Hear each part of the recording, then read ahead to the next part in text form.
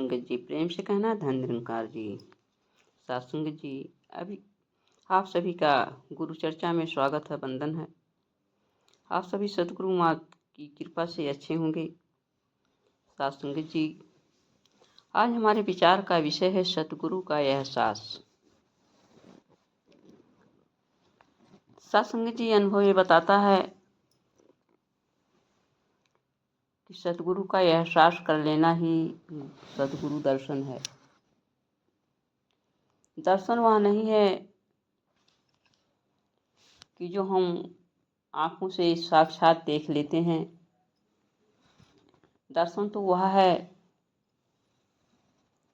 सतगुरु साक्षात हमारे सामने हों अथवा ना हों, लेकिन हमारा मन सतगुरु का एहसास कर रहा हो, बाहर भीतर एक जैसा देख रहा हो, तो सतगुरु दर्शन हो रहा है।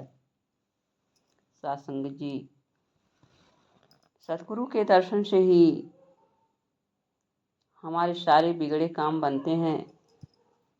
संतों ने बताया है सतगुरु का दर्शन 3 तरीके से हो सकता है। जैसे सतगुरु हमारे सामने साक्षात रूप में हों और उनका रूहानी रूप का हम एहसास कर रहे हों। सतगुरु के लिए हमारे मन से निरोल प्रेम टपक रहा हो।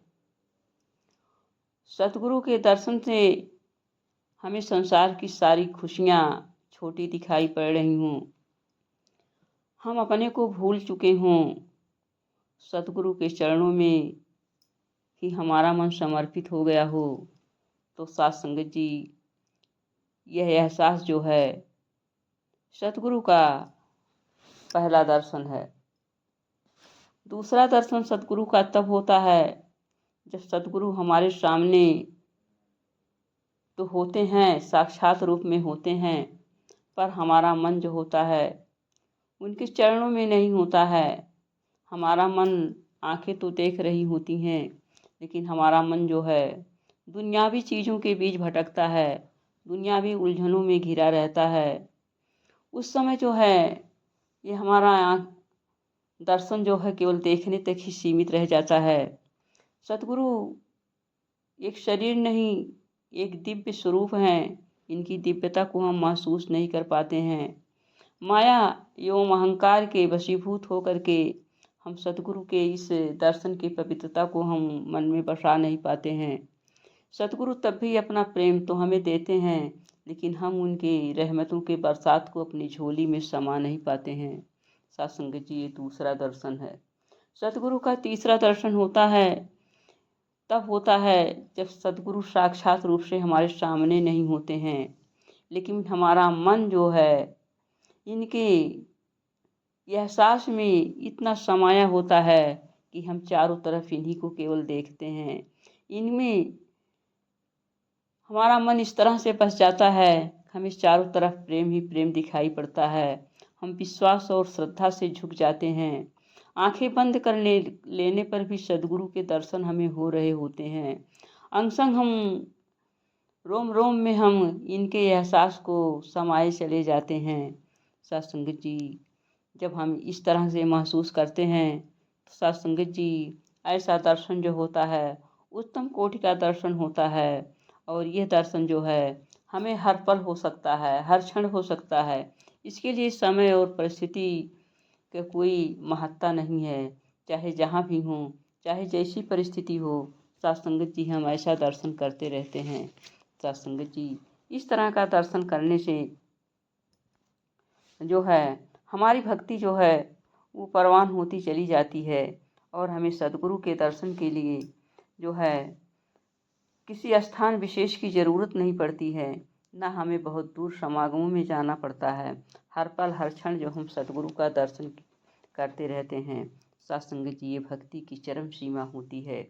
सत्संगत जी, जब इस तरह का एहसास हमारे मनों में होता है तो हम कभी भी संसार की किसी भी बुराई की तरफ नहीं जाते हैं, या बुराई जो है हमारे मन पर हावी नहीं हो पाती है, क्योंकि हम जो है सतगुरु के विचारों में इतना खोए रहते हैं कि हमारा मन जो है इनके चरणों से लगा रहता है।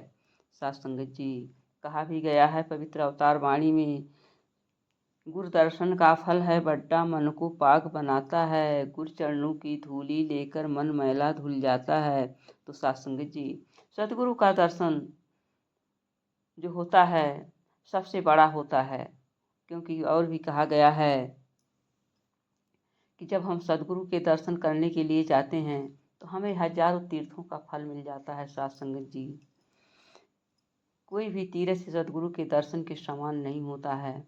सतगुरु का दर्शन सबसे अहम भूमिका रखता है।